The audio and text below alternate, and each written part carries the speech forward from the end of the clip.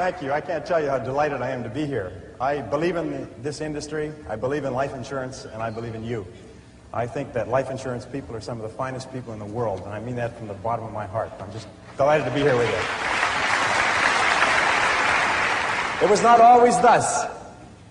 Many years ago, I had different ideas about life insurance when I was younger and foolish. And about 7 years ago, a friend of mine took me out for lunch and introduced me to a life insurance agent who is here in the audience today. And he asked me a few questions, and I gave him a few answers, and he called me up a few days later and said, "Why don't we get together for lunch again?" So I thought that was pretty good. I could use a free lunch at that particular time of my life. So he took me out for lunch, and we had lunch, and then he took out his folder, and he had prepared a proposal for me, and he said, "Based on everything that you told me, I think that what you need is $1 million worth of life insurance." My heart almost stopped. Look, I said, if it's the lunch that's the problem, I'll pay for the lunch. I said, look, I got $100,000 worth of life insurance. If something happens to me, the house is paid off, my wife and my children have the house free and clear. Well, he explained to me that that's not a sufficient answer, that they're going to have to go to school, and they're going to have to eat, and things like that. I said, yeah. I said, look, I'm not going to gamble against myself. I'm not going to, pay money to bet against myself surviving. So he explained that away, and I gave him every objection that you could imagine. I don't care how many objections you've heard, I gave them all to him. And he answered them all, just sort of like a boxer, just going boom, boom, boom. Well, finally, I was still determined I wasn't going to buy it. I said, okay, you've answered every question, but tell me, give me one reason why I should buy $1 million life insurance policy. And this is what he did. He folded up his stuff, he put it aside, folded his arms, and he leaned across the table, and he said, "Brian," he said, "you're simply too important a person to have anything less than $1 million in life insurance." Well, I looked at him, and he looked at me, and the thing was, he meant it. I asked him last night, as a matter of fact, and he assured me, yes, he did mean it. And I couldn't argue with him. What was I going to say? No, I'm really quite insignificant and unimportant. And no, so I said, can you make monthly payments? And he said, yes. So I took the insurance. Now, that's not the important thing. The important thing is that after I'd bought the policy, and I never regretted it for a second, no buyer's remorse, something happened to me. And I pass this on to you because I think that you should all sell $1 million policies. Because when I walked away with that policy, I felt like $1 million person. My self-image... You know that your outer life reflects your inner life. We all know that. My self-image changed. Instead of being a struggling business person with family responsibilities and too many bills and not enough money, I was $1 million person. When I signed a loan application, and I signed quite a few, I could put down there, insurance, $1 million. I started to think about that. If something happened to me, my family could live in style for life. I didn't think that I was worth more dead than alive, but I felt like $1 million person. And you know something? Over the years, the inner became the outer. And now I'm $1 million person on the outside as well as on the inside, and I'm sure that being sold that $1 million policy had something to do with it. So don't sell it for yourself, sell it for the person.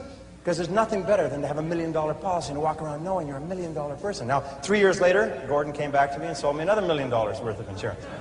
This time, permanent life. It's getting harder. But I want to tell you how much I believe in this industry. Last night, I just paid the deposit check for $2 million more of life insurance. I think it's an achievement. You wait. I believe in life insurance. Anyway, did you ever stop and ask yourself, why is it that some people are more successful than others? Why is it that some people make more money, live longer, have better relationships, while the great mass of men, as Thoreau said, live lives of quiet desperation? When I was 15, I set out on a lifelong journey to find the answer to that question. Why are some people more successful than others? You see, when I was growing up, my family never seemed to have enough money. My parents grew up during the Depression, and I heard the same things over and over again throughout my childhood. We can't afford it. We can't afford it. We can't afford it. I don't know if you heard that when you were growing up. It seemed to be the national anthem. I was not a great student. I passed out of high school when I was 18. I say passed out because, rather than graduated, because that's what happened. I passed out in the half of the class that made the top half possible. The person in front of me, and there's a lot of people out here in the same half. The person in front of me on the stage and the person in back of me received diplomas, and I got a leaving certificate. When you open it up, it says, goodbye. And that's what they meant, goodbye, don't ever come back.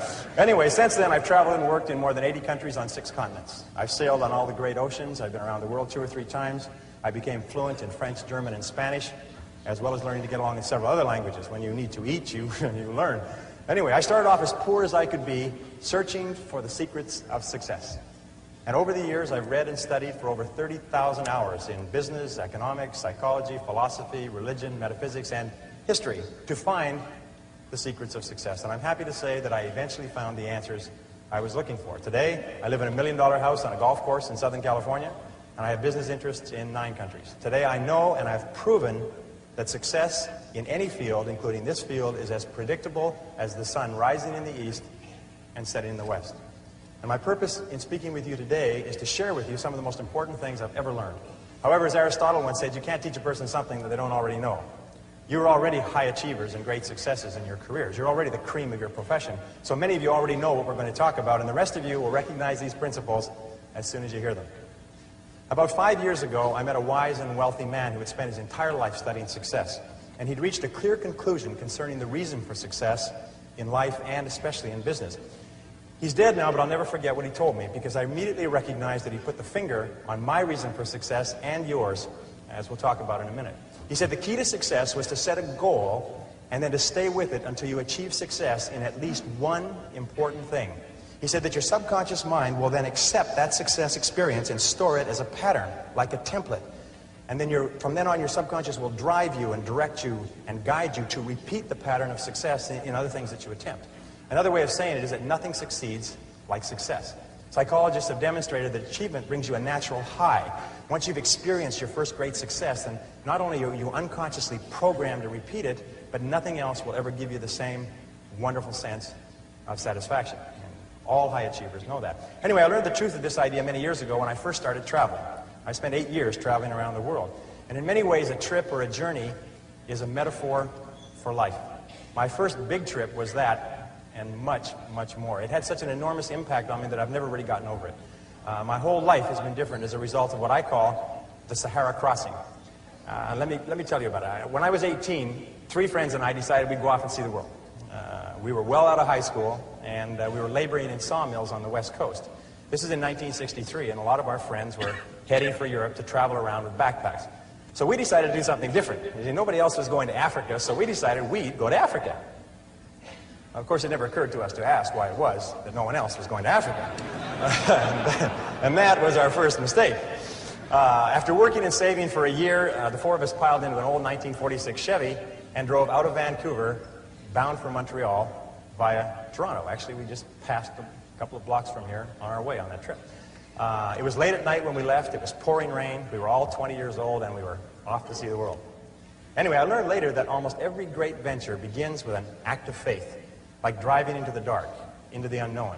In a way, nature protects us by shielding us from knowledge of the difficulties and obstacles that lie ahead. Because if we really knew all the problems we would face, the setbacks, the suffering, the temporary failure, and the disappointments, many of us would hesitate about ever even starting out at all. And our plan was to drive across country to Montreal, get jobs on ships to work our way across the Atlantic, and then head south across Europe to Africa.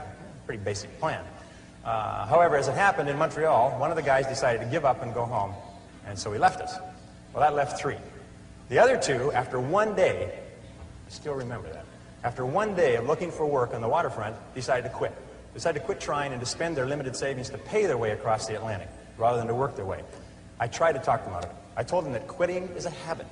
If you quit the first time you run into difficulties, you'll always quit when the going gets rough. You will, in effect, establish a pattern for failure rather than a pattern for success. But their minds were made up, so we split our savings and they took passage on a ship to England. I worked on a construction site in Montreal, hauling heavy things for the entire winter, and then I got a job on a Norwegian freighter out of Halifax in late February and arrived in England in mid-April.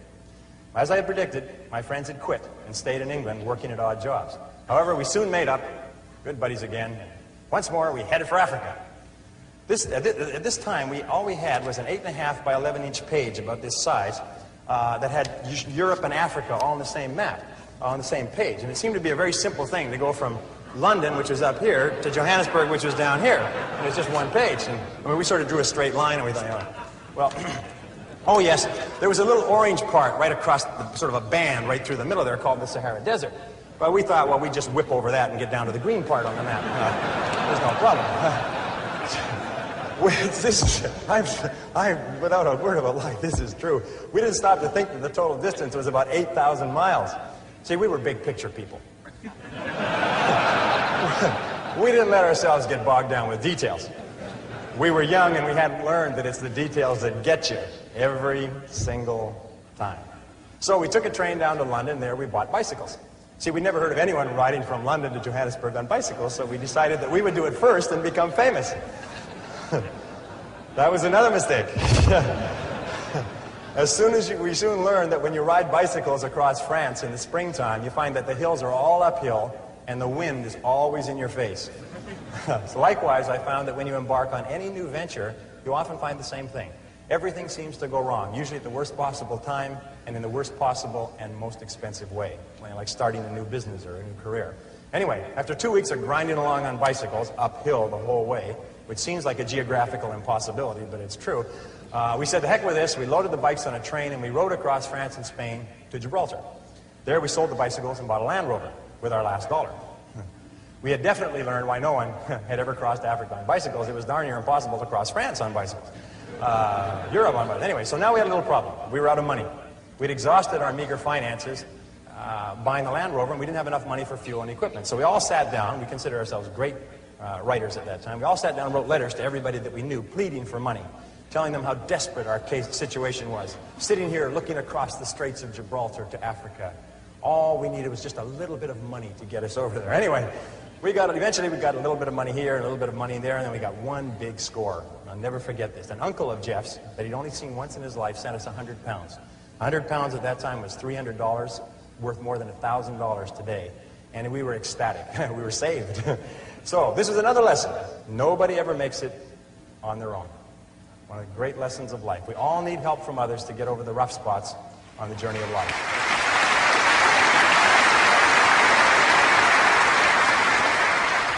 Well, with the additional money, we loaded up with food and supplies. We took the ferry over to Tangiers in Morocco, and then we headed out of Tangiers toward the Atlas Mountains in the Sahara, full of excitement, singing as we drove down the road.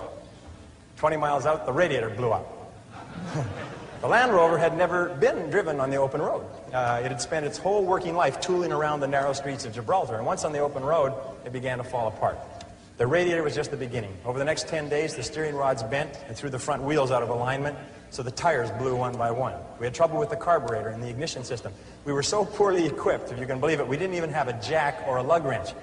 When we got a flat tire, and we got lots of flat tires, we had to sit by the side of the road patiently, sometimes for hours, until somebody came along with the proper tools to help us change the tire. But we pressed on anyway. As we drove deeper into Morocco and over the Atlas Mountains and onto the Sahara Escarpment, we entered into a world that had changed very little in 1,000 years. There were long, long stretches of barren country roads and an occasional oasis surrounded by primitive farms, which was irrigated from wells and underground rivers. And that began an experience that I still remember quite clearly, and I think you'll be able to relate to this. By this time, I was speaking French fairly well. We could converse with the natives in the occasional small towns that we passed through. And in one town, early in our slow, halting trek across Morocco, someone asked us where we were headed. And we told them that we were going across the Sahara and into Africa. And he said, "Oh, no." He said, "You can't do that." He said, "You'll die in the desert." Well, I looked up my dictionary quickly because I didn't understand the expression. Vous allez mourir dans le louste. Vous allez mourir dans le louste. Okay? Vous allez, you will die in the desert. We then began to hear this on a regular basis everywhere we went. We'd stop in a small town, and people would bring their friends up to us and introduce us as the young men who were going off to die in the desert. Well, they seemed quite cheerful about it, but after a while, we found it kind of irritating. I mean, and by the way, these were not your average Arabs. These were Bedouin and Tuareg. These were desert people, members of tribes that lived in the Sahara for 1,000 years. I mean, they were in a position to know what they were talking about. And I learned a valuable lesson from this. I learned then, and for the rest of your life, whenever you try to do something out of the ordinary, people will line up to tell you that you can't do it, why you can't do it, that you'll lose your time, you'll lose your money, that you will, in effect, die in the desert. Even people who should know better will try to discourage you. To achieve anything greater worthwhile, you must train yourself to rise above these people, ignoring them and pressing on towards your goal regardless.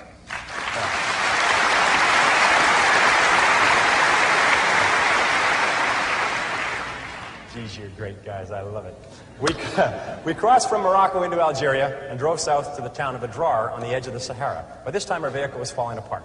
And with the cost of repairs and gasoline and food, we'd almost run out of money again. One of the guys, sick from dysentery, decided to give up. He took his money and his belongings and he hitchhiked to the Mediterranean, 500 miles north and then back to England. That left two of us. We began wondering, what are we doing here? We were two young men, 20 and 21 years of age, thousands of miles from home, sick, tired, and almost broke, with thousands of miles ahead of us. We couldn't even remember why we started out in the first place, except that we had set it as a goal. And we were too dumb to change it. Anyway, but one of the things that kept us going was a book of poetry by Robert W. Service. Robert W. Service had driven an ambulance in World War I, and he'd written poetry to cheer up the soldiers in the trenches on the Western Front. And there was one poem that we read over and over. It always gave us a boost in the determination to go forward. It was called Carry On. And it started like this. It said, "It's easy to fight when everything's right, when you're mad with the thrill and the glory. It's easy to cheer when victory is near and wallow in fields that are gory. It's a different song when everything's wrong, when you're feeling infernally mortal, when it's 10 against 1 and hope there is none. Buck up, little soldier, and chortle. Carry on, there isn't much punch in your blow. You're glaring and staring and hitting out blinds. You're muddy and bloody, but never you mind. Carry on. You haven't the ghost of a show. It's looking like death, but while you've a breath, carry on, my son, carry on." Well, by this time we were in the Sahara, the largest desert on Earth. It stretches across the Tropic of Capricorn from the Atlantic Ocean to the Red Sea, more than 5,000 miles.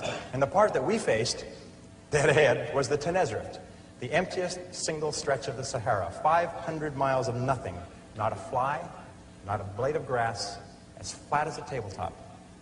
500 miles. The enormity of what we had embarked on finally began to sink in. We learned that more than 1,300 people had perished in the Tenerife in the last 20 years. 42 vehicles had broken down in the desert, and many of their drivers were never seen again alive. By this time, Jeff and I were once more out of money. All our tires were scraped bald and they needed to be replaced. We needed additional tanks so we could carry enough gas and water for the crossing. We needed tools to do repairs. We needed a jack and lug wrench so that we could change tires. Obvious. For 3 weeks we stayed in a drawer. Jeff hitchhiked north to Algiers to wire for more money, more creative writing, while I sold all our supplies except for a bare minimum. With that money and by stripping abandoned vehicles, I got the Land Rover repaired and properly outfitted with reasonably good tires, a reserve gas tank, proper tools, and supplies for the crossing.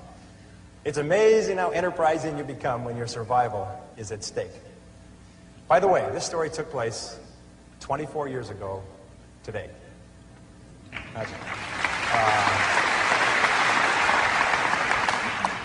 The Sahara Desert in June is hot. How hot is it? It's very hot. It's damn hot. At midday, it reaches 140 degrees Fahrenheit.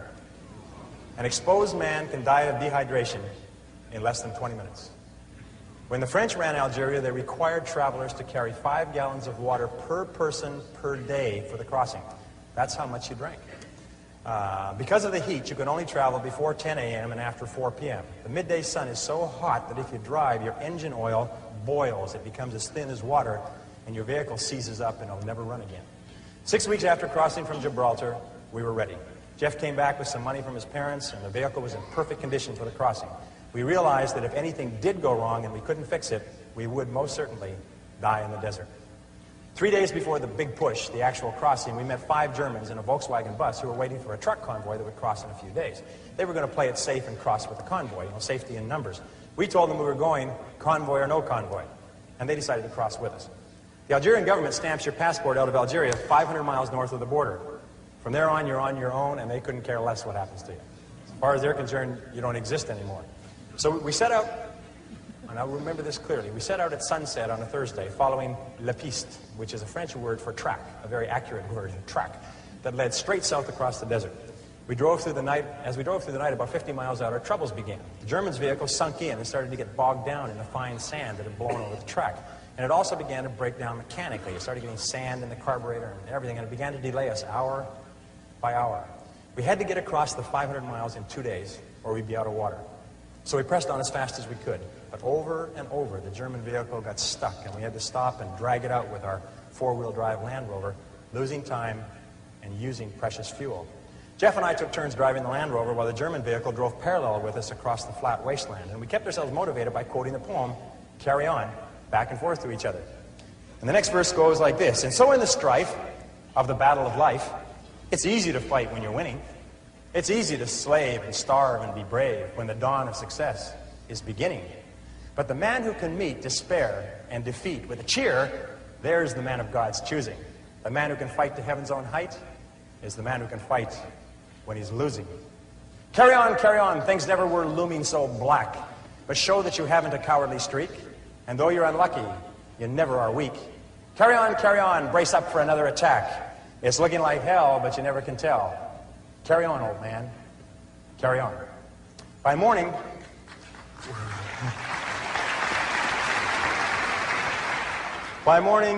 we had only made 150 miles, and we were all exhausted and a bit tense. There was an abandoned army fort in the middle of the desert, and we had hoped to shelter there from the midday sun in one of the empty buildings, and now it was too late. The sun had begun its implacable climb up the eastern sky. Still, we hurried on. So fortunately, you couldn't get lost crossing the Sahara in the daytime. The track across the desert is marked by black 55-gallon oil drums located every 5 kilometers, which is exactly the curve of the Earth's surface. You can always, as you drive, you can always see 2 oil barrels, the one you just passed and the one you're heading for.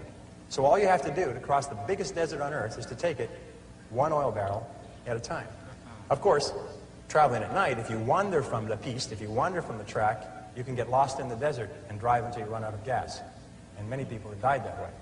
As we would approach each oil barrel, it was really neat. As we approach each oil barrel, we come to this oil barrel, we just come parallel with it. The next oil barrel would just pop up on the horizon. And as we would pass this oil barrel, the one behind us would fall off the horizon, as though it had been shot in a shooting gallery. Really neat. So in the years since then, I found that you can achieve almost any goal you set for yourself if you simply take it 1 oil barrel, 1 step at a time.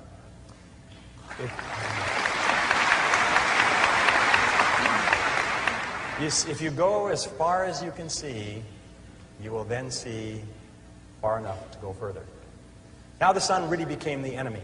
It sat on the horizon like a big, evil, yellow cat, and then it began to rise inexorably, getting hotter and hotter as we raced south. The temperature grew hotter and hotter. Finally, at 9:30 a.m., it reached 110 degrees Fahrenheit, and the vehicles began coughing and stalling. We signaled between the 2 vehicles and agreed to stop and wait out the heat, right there in the middle of that 25,000 square mile parking lot. You never felt so small in your entire life. I'll never forget that day. Hour after hour, we sat in our vehicles like sitting in a bake oven, prostrate from the pounding heat of the sun that reached 140 degrees Fahrenheit by noon and seemed to hang there, seemed to stay there forever. We drank quart after quart of water, our throats going bone dry minutes after gulping down a full canteen. It was worse outside, so we just stayed in the vehicles and suffered hour after hour. Finally, as the afternoon wore on, the temperature slowly began to fall. By 4 p.m., it was down to 105 degrees. When it finally got below 100 degrees Fahrenheit at 5 p.m., we started on. But now we were racing the clock. We only made about 200 miles in the last almost 24, and we still had 300 miles to go. There was a small oasis, an army post on the other side of the desert, and we knew we had to get there before the midday sun caught us again. We hadn't slept since Thursday morning. It was now Friday evening. We pushed on over the desert, but the Germans' vehicle kept breaking down. All night, exhausted, we worked to get the Volkswagen bus with the Germans across to the other side. We were both desperate and scared. We knew that we could not last another day. Our water was almost gone. When the sun rose slowly on Saturday morning, we were still struggling with the Germans' vehicle. Finally, at 9 a.m., with 20 miles to go, their vehicle broke down for the last time. We quickly abandoned it. We loaded the 5 Germans in the back of the Land Rover and headed for the fort and the oasis. An oasis, by the way, is a place where there's one well with a bucket. That's an oasis. It was further than we thought, but we made it just before the heat forced us to stop. We were all aware of how close we had come to actually dying in the desert. Those Arabs knew what they were talking about. So we sat out the heat that day in a native hut near the fort, and then we went back that evening and towed the Volkswagen bus into the army post. We had done it. We were over the Sahara. We hadn't slept for...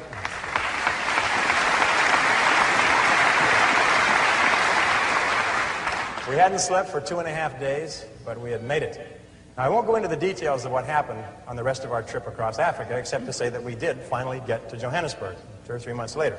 I won't trouble you with I won't trouble you with how we had to cross 2 countries illegally with the police and the army on orders to shoot to kill if they saw us. And I won't go into how we were almost killed under the boots and rifle butts of a mob of soldiers in the Congo. That was another close one. And I won't talk here about the experience of meeting and working with Dr. Albert Schweitzer in his hospital village in Lambrini. No, I'll wrap up this story here by telling you what I learned about life and success in the Sahara crossing. Here are 7 rules you can apply to any challenge that you face in achieving anything you desire. Rule number 1, the most important key to achieving great success is to decide upon your goal and then launch. Get started, take action, do something, move. A 12-year study at Babson College concluded that the act of taking the first step is what separates the losers from the winners, or the winners from the losers. We set out at the age of 20 with $300 each to cross 3 continents and travel 17,000 miles from Vancouver on the west coast to Johannesburg in southern Africa. And we made it in just under 12 months. But the most important step was the first one. All the rest followed from that. Number 2, once you've launched towards your goal, never consider the possibility of failure. The Germans have a saying, it's immer vorne, nie zurück. Immer vorne, nie zurück. And it means always forward, never backward. Always forward, never backward. Never consider the possibility of failure. Every person here is here because they refused to quit when the going got rough. Your ability to persist in the face of setbacks and disappointments is vital to all great achievement, and it's always a decision that you make. It's not the external environment, it's always the internal environment.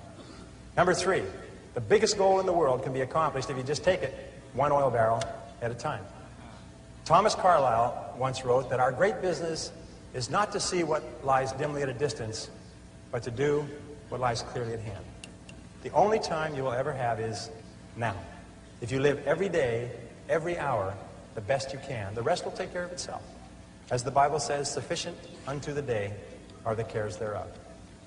Number 4, watch out for the naysayers. The negative people around you are always telling you that you'll die in the desert. Get around positive people. Get around winners like people in this room. Fly with the eagles and refuse to listen to objections and reasons why you can't succeed. Someone once said that if every possible objection must first be overcome, nothing will ever get done. And truer words were never spoken. Number 5, welcome obstacles and difficulties as valuable and inevitable steps on the ladder of success. Remember that difficulties come not to obstruct, but to instruct. Difficulties come not to obstruct, but to instruct. Our trip to Africa was one problem after another. We ran out of money over and over. We strained every muscle of our bodies trying to ride bicycles across France and Spain. Our Land Rover broke down again and again. We suffered from dysentery and heat stroke and exhaustion. But when it was time, we were ready for the Sahara crossing. In retrospect, we saw clearly that without the lessons that we had learned from our mistakes, we would have surely died in the desert. And when you look back on any achievement, you will find it was preceded by many difficulties and many lessons. They are the price that you pay for your success, and no success is possible without them. Number 6, be clear about your goal, but be flexible about the process of achieving it. Be willing to change, to try something new. Keep your mind open and fluid and flexible. Be willing to accept feedback from your environment and correct your course. This is a key quality of peak performers. They're not rigid, they're flexible. Remember, it's not what you have, but what you do with what you have that separates winners from losers. It's not what happens to you, but how you respond to what happens to you that counts. In the final analysis, your response to the adversity of life is the real measure of who you are and what you're made of. The Greek philosopher Epictetus once said that circumstances do not make the man or woman, they merely reveal him to himself. When you find out who you really are when you face adversity. And remember, number 7, the last rule is, nobody does it alone. At every step on our journey across Africa, people helped us with advice and with food and with assistance and with money, but especially with warmth and with kindness and with generosity. When life is over, it will be the people that we lived and laughed and loved with that we remember more than anything else. So don't be afraid to ask for help from others. It's a mark of strength and courage and character. And don't be reluctant to give of yourself to others generously. It's the mark of caring and compassion and personal greatness. The reason the Sahara story was so relevant for me was that because after the Sahara, I never felt that there was anything I couldn't do. I felt programmed for success for life, although it took me many years to understand it. And the reason why this story may be of interest to you is because I believe that everyone has a Sahara to cross, perhaps more than one. Many of you are crossing your own Saharas right now. Everyone eventually goes through periods of great difficulty, their own private hells, their dark nights of the soul. But it is by facing whatever life gives us with courage and determination that we grow more surely toward the stars. Let me leave you with the last verse of Carry On. There are some who drift out in the deserts of doubt, and some who in negativity wallow. There are others I know who in piety go because of a heaven to follow. But to labor with zest and to give of your best for the sweetness and joy of the giving, to help folks along with a hand and a song, why, there's the real sunshine of living. Carry on, fight the good fight and true. There's big work to do. Believe in your mission, greet life with a cheer. There's big work to do, and that's why you're here. Carry on, let the world be the better for you. So at last when you die, let this be your cry. Carry on, my soul, carry on. Ladies and gentlemen,